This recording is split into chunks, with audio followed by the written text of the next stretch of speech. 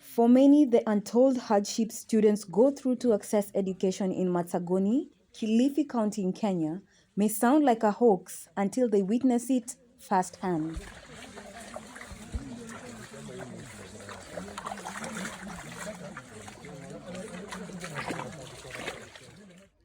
The Kenyan government states that it provides free and compulsory basic education that is equitable, quality, and relevant to the country's development goals. However, in some parts of the country, especially in hardship areas, children labor or struggle to earn an education more than others, although they will sit for the same national exam.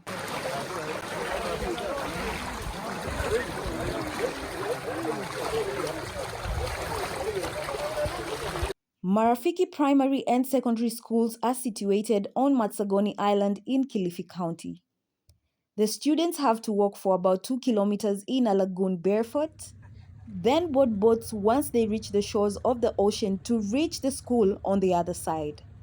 They have to repeat the same in the evening after class.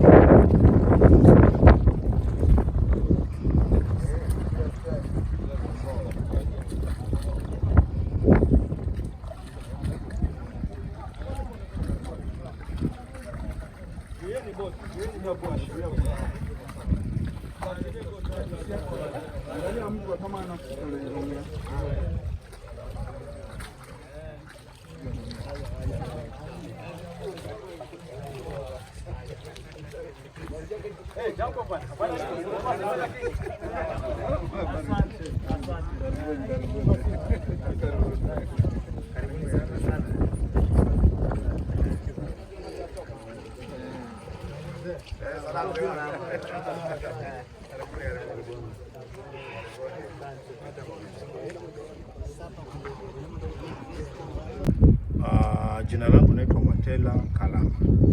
Mimi ni naibu wa mwalimu wa hii shule ya Marafiki Primary School.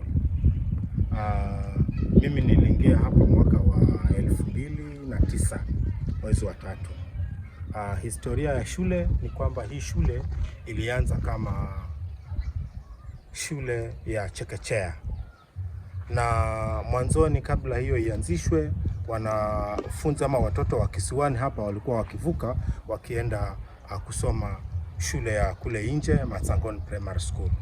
Lakini kuna tourist ambaye alikuwa anatembea, ndio akaja akaona wakazi hapa, ndio wakashangaa sana watoto hapa wanasoma wapi, kwa sababu hakukuwa na shule. Ndio akaanzisha hii shule ya chekechea. Akaendelea na hapo alipoanzisha ilikuwa ni mwaka wa 1998. Akaanzisha hiyo shule ya chekechea. Ikaendelea, baadaye akaona pia wale watoto wadogo ambao wametoka wametoka KG3 bado ni wadogo kwenda class 1 ambayo ilikuwa inapatikana huko nje. Ndio akaamua pia aanzishe shule ya msingi. Ndio akaanzisha majengo ya shule ya msingi. Na wakati huo wote yeye alikuwa anasimamia malipo ya walimu, vitabu na hata uniform mara nyingine alikuwa akipata fedha za kutosha anawashoneshea pia. Hiyo ikaendelea mpaka alipofika darasa la 7 akaona ule mzigo wa kubeba hiyo shule yote ni mzigo mkubwa. Akauliza serikali na serikali wakakubali, wakaichukua hiyo shule. Ndio walimu wakaanza kutumwa. Wakatumwa walimu wa serikali na kufikia mwaka wa 2007 ndio tukapata ile loti ya kwanza kufanya mtihani wa kitaifa wa darasa la 8 na tumeendelea hivyo. Nitasema ninashukuru, tangu niingie hapa tumekuwa tukiwa na matokeo mazuri. Hatuja kuwa kule chini. Tumeendelea mpaka sasa na bado tunaendelea nikiwa hapa. Huu ni mwaka wangu kama wa 12 tangu niletwe katika hii shule. Yeah. Kuna wanafunzi wangapi? Hii shule kwa sasa iko na wanafunzi 283. Okay, na madarasa? Madarasa tuko na kila darasa liko na darasa moja. Kwa hivyo kuanzia darasa la kwanza mpaka la 8 ni stream moja. Alafu chekechea tuko na baby class, tuko na PP1 na PP2. Yeah. Walimu wale wa serikali ni 8. Kati ya hawa 8 tuko na madams 3 na wa kiume 5. Pia tuko na walimu wenye waliajiriwa na wazazi.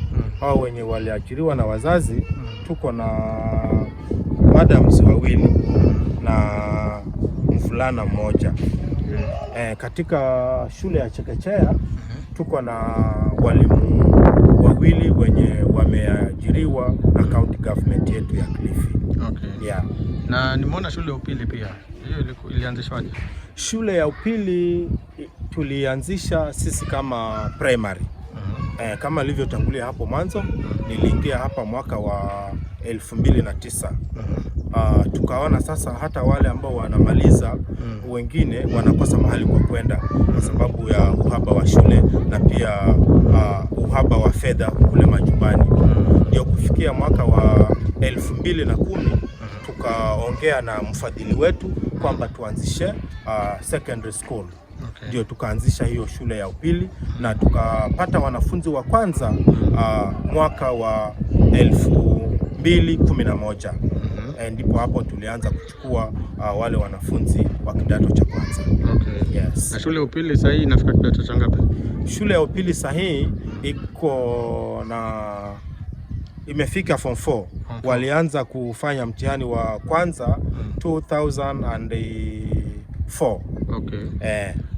Na sasa hizi kwa sasa kuna wanafunzi wangapi huko shule ya upili? Yes. Hilo swali labda principal anaweza kalijibu vizuri. Okay. Yeah. Na unaweza kuniambia wanafunzi wanakujaje hapa? Wanafunzi hapa kufika hapa shuleni wale kwanza, hii shule tuko na sehemu ya bweni na kuna wale wanalala nyumbani. Yes. Sasa wale wako katika shule ya bweni wao wanavuka wakati wakiingia shule kama zimefunguliwa wanalala hapa. Alafu wale ambao wanalala nyumbani wanavukishwa asubuhi, wanaingia shule, alafu jioni wanavukishwa wanaenda. Wanavukishwa kivipi? Tunatumia boti.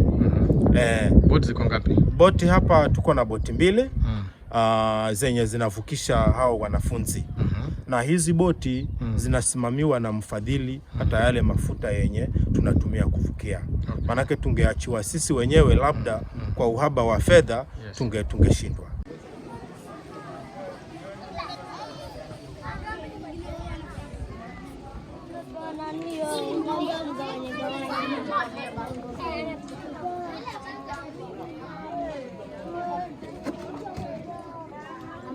Nataka maji.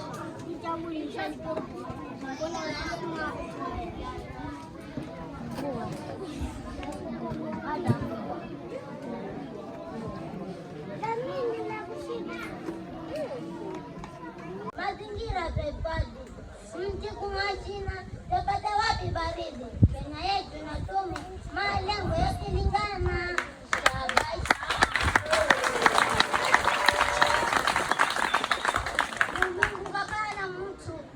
damu anadima nakahalo skuli nyenji manamba ni mlemavu eko asane eko gambo manigera haki yangu za mimi ni mlemavu kiana mnadima utalamanga tagana hata zetu sinadima kwa mila kwari na tekwa baure sabima usiteke kirema kumbukire tako kwenye kifuko za mimi ni mlemavu kiana mnadima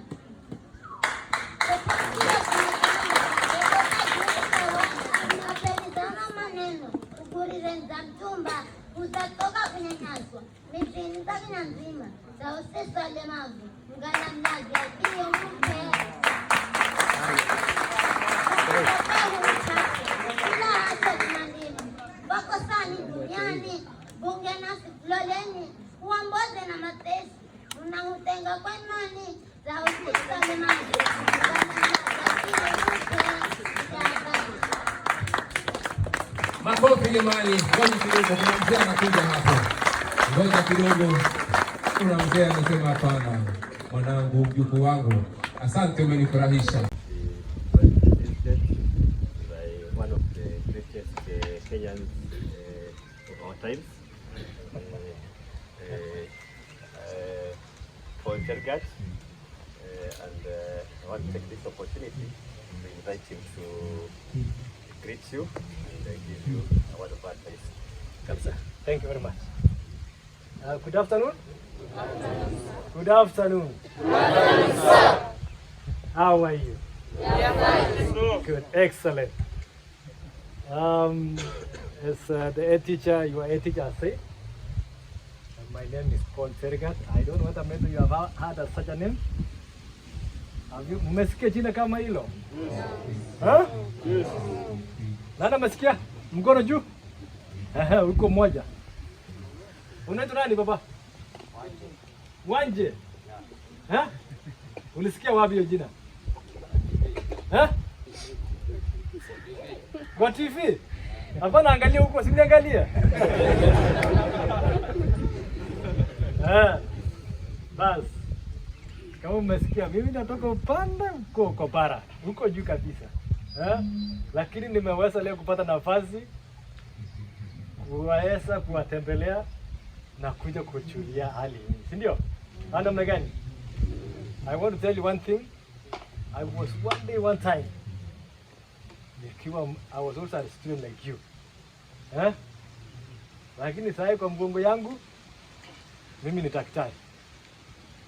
Kwa mgongo yangu mimi ni ambassador. Kwa mgongo yangu mimi ndio president na pia ya National Olympic Committee. Kwa mgongo yangu nawakilisha taifa letu kwa huko International Olympic Committee. Huko mbele.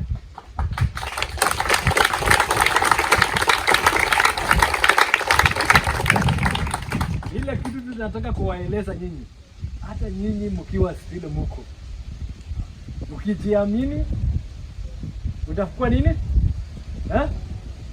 Utafika penye hata si penye tumeweza kufika, si ndio? Ukiniona namna hii au uone familia yangu namna hii, tumetembea hakuna kona ya dunia tukaifika. Ukisikia wakati taifa wimbo la taifa letu ikiimbwa, wakati tumeshinda ile medali, ukisikia dunia yote nasimama na kunyamaza, na kukuja hata peace, wala attention, wimbo wa taifa kiimba, unasikia utamu mwingine, ile unalia hata saa zingine, kwa sababu ya upendo ya nchi yetu. Unaona namna gani? So hata nyinyi mkiwa mpate mko shule, nilikuwa naeleza watoto wa primary hapo. Mimi nilikuwa kwa primary, nilisomea primary kama nyinyi. My name is Luka Kota Mogenyi. I'm the principal of Marafiki Secondary School. I want to take this opportunity to appreciate the visit by Paul Tergat and also appreciate all those who have made this success. Now back to our school. Our school is situated at Kadaina Island, which is around Leader Creek. On your way to Malindi from Kilifi at Basangoni market center. Now, to access the school, you have to either go through Watamu, Muyombo, or through Masangoni town, and in all those cases you have to use water transport. Now this water transport many times poses a challenge in terms of transportation, beginning with the movement of learners, some of them who are boarders. So each and every morning they have to board a boat, and sometimes the tides are high, sometimes they're low, but in all cases it is normally very challenging to have these learners come to school in good time and also leave at the right time, bearing in mind that we only have one boat which serves Marafiki Primary School, Marafiki Secondary, the Toya Oya Foundation, there's a children's home, and also our healthcare facility. Apart from that, we also have a challenge of moving the foodstuffs and all other items which we use. Now that, again, these three institutions have boarding facilities for learners, and all those supplies sometimes becomes a challenge to move from our shopping areas. Remember, the island actually does not have a well-developed trading center, doesn't have an outlet for these items to be bought, so we actually receive our supplies from Masangoni or Watamu. So it becomes a bit of a challenge to move these items. We also have this challenge on movement of material, especially in terms of maybe expanding our facilities, infrastructure development, like building classes, building laboratories, and the other facilities like boarding. In fact, if you looked around, you find that most of our infrastructure is quite dilapidated, because we were able to be supported by some Italian donors who did initial construction. But after that, it has been very challenging with the government funded infrastructure projects, and because sometimes we have to spend probably 2 or 3 years to get enough money even to build a single classroom. Unlike other institutions which whenever they get that money, it's just easy for them to move those material. In our case, find that half of the money we get is spent transporting material. So like, for example, in this particular season, we actually have stayed for 2 years without a project, because we had to get enough money to cater for transport and also the actual construction. The island also lacks, I mean, it's not connected with the electricity grid. Actually, we are using solar powered installations, and at times our learners are not able to get their learning time up to even 9:30. Sometimes the panels may fail even at 8.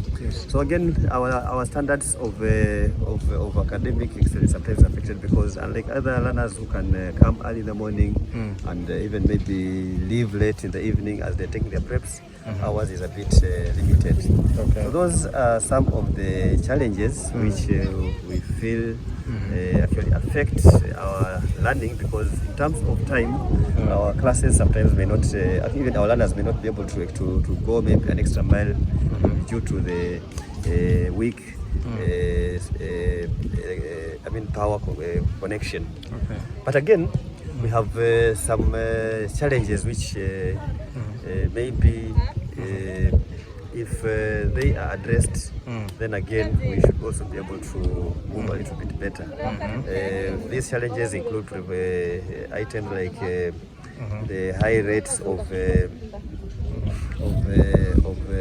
these child pregnancies. We have the issue of drug and substance abuse, and all these challenges are sometimes related with the weak economic empowerment around this island.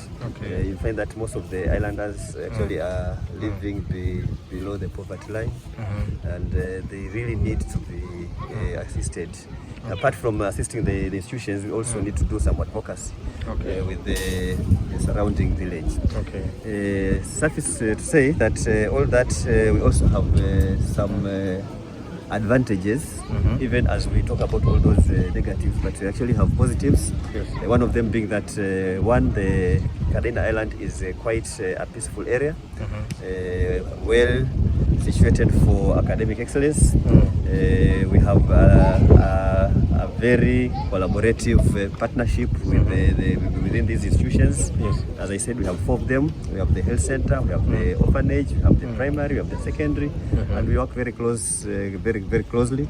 And this gives us an edge over some other institutions, because in a way it is one community which tries to assist the learners in all those various aspects. Okay. So we have a good relationship. We have a conducive environment, and above all, the people around actually really value education, even in the midst of all those challenges. I find that almost each and every child going, a child in that age group of going to school, most of them actually are in school. The only challenge now comes in terms of maybe supporting them and allowing them maybe to grow.